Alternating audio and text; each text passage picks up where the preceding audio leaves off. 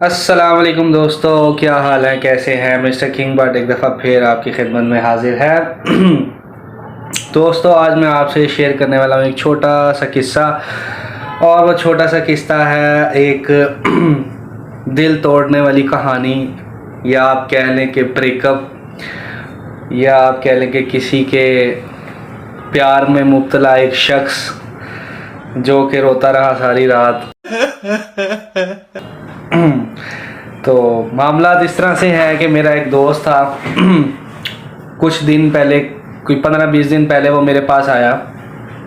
उसने मुझे कहा कि यार बट साहब, मैं बड़ा परेशान हूँ। मैंने कहा जी क्या हुआ, क्यों परेशान हूँ। कहने लगा कि यार मेरी वाली की ना मेरे से लड़ाई हो गई है।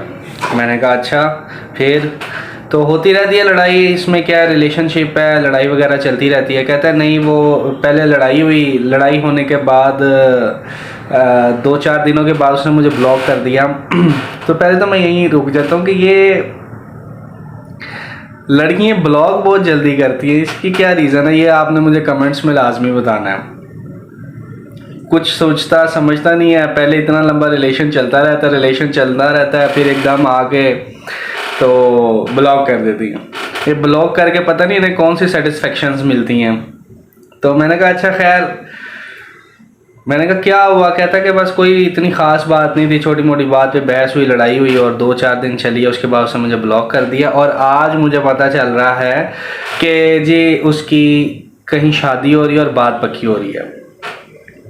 तो मैंने कहा यार ये भी तो हो सकता है कि उसने कोई स्टैंड बाय पे रखा हो। उन्होंने नहीं नहीं यार ऐसा नहीं था, वो उसके मेरे ख्याल से मुझे लगता है उसके पेरेंट्स को पता चल गया और उन्होंने उसकी कहीं हाँ कर दी है।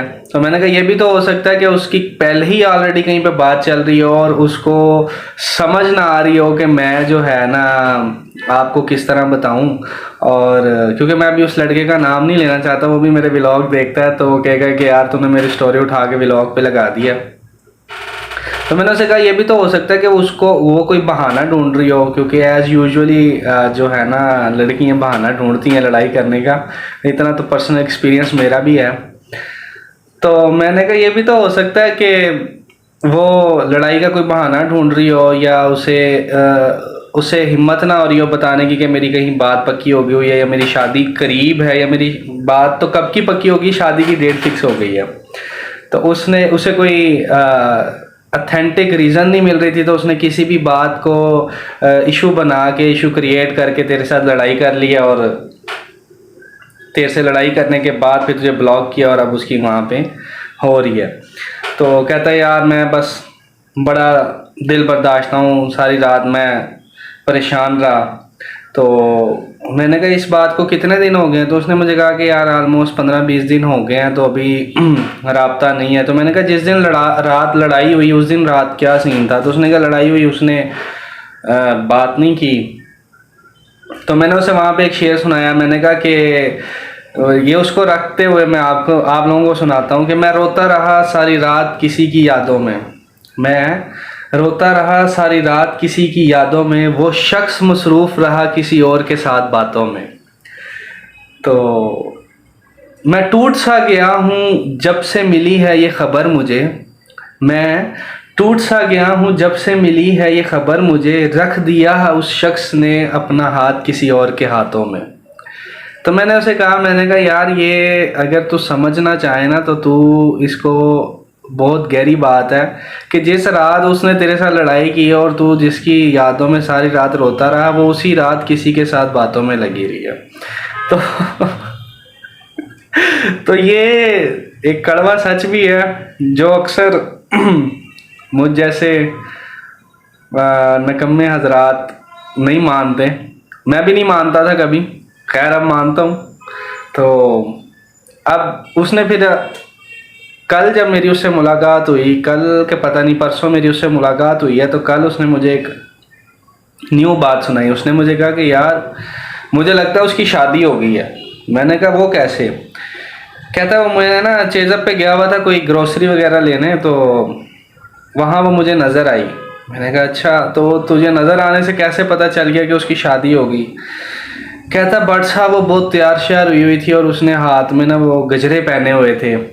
तो मैंने कहा अच्छा गजरे पहने हुए थे। तो फिर कहता यार बट तुझे एक बात बताऊं, मैंने जब उसके हाथ में वो गजरे देखे ना जो उसने किसी और के लिए पहने हुए थे, तो मैं तुझे बता नहीं सकता अपनी कैफियत कि उस टाइम उसके हाथ में वो जो गजरे थे और वो देख के जब मैंने उसको देखा तो मैंने कहा बातचीत हुई। कहता हाँ थोड़ी सी हुई। तो उसने मुझे बताया कि मेरी शादी हो गई है। तो मैंने उसे कहा शादी हो गई है का क्या मतलब है? तो लग तो तुम मेहंदी और उपटन वाले जो है उसमें गेटअप में। तो कहता उसने फिर मुझे सही बात नहीं बताई। तो उसकी कज़नें भी उसके साथ थी, बट आई फील कि या उसकी मेहंदी हुई है अभी या उपटन है, तो आजकल में उसकी शादी है या उसकी शादी हो गई है। तो मैंने कहा फिर? तो कहता है कि मुझे जो है ना सारी चीज़ें भूल जाऊंगा, लेकिन मैं जो उसके हाथ को सजा हुआ देखा और उसको तैयार हुआ देखा जो वो कभी मेरे लिए हुआ करती थी, तो मुझे उसके ऊपर फिर एक शेर याद आ गया कि तकिया भीग गया मेरा खारे पानी से, कि तकिया भीग गया मेरा खारे पानी से, जब से किरदार अलग हुआ है कहानी से। और यहाँ मैं किसी लड़की से नज़रें नहीं मिला पा रहा, और यहाँ मैं किसी लड़की से नज़रें नहीं मिला पा रहा, उधर वो मिला रही है अपना लहंगा किसी शेरवानी से। Women. तो वो मुझे कहता है कि तू मुझे इस तरह के शेर सुना के और रुलाएगा। तो मैंने उसे कहा कि मैंने कहा भाई आज का जो ये 2024 चल रहा ना, इसमें मैंने बहुत सारे मिसहैप देख लिए हैं, कुछ मिसहैप मेरी लाइफ में भी हुए हैं। तो खैर इस मामलात में, इन रिलेशन में आप किसी पे ट्रस्ट नहीं कर सकते। तो आज का दौर बहुत फास्ट है। पापा की परियां तो कहती हैं कि जी पापा नहीं माने और मैं तुम्हारे बिना रह नहीं सकती, और फिर जब कोई अच्छा अमीर लौंडा देखा नहीं तो फिर लो अभी चल बसी उसके साथ। और तुम्हारे अंदर ही डिफ़ॉल्ट कोई ऐसा डाल के तुम्हें बुरा भला कह के और तुम्हारे अंदर ही नुक्स निकाल के तो फिर चली जाती हैं और यही शो कराती हैं कि तुमने मेरे साथ गलत किया, तुमने मेरे साथ फ्रॉड किया और तुम अच्छे नहीं निकले, तुम ऐसे तुम वैसे। तो नुसरत फ़तेह अली ख़ान साहब ने ऐसा नहीं कहा, ये इश्क नहीं आसा बस इतना समझ लीजिए, एक आग का दरिया है और डूब के जाना है।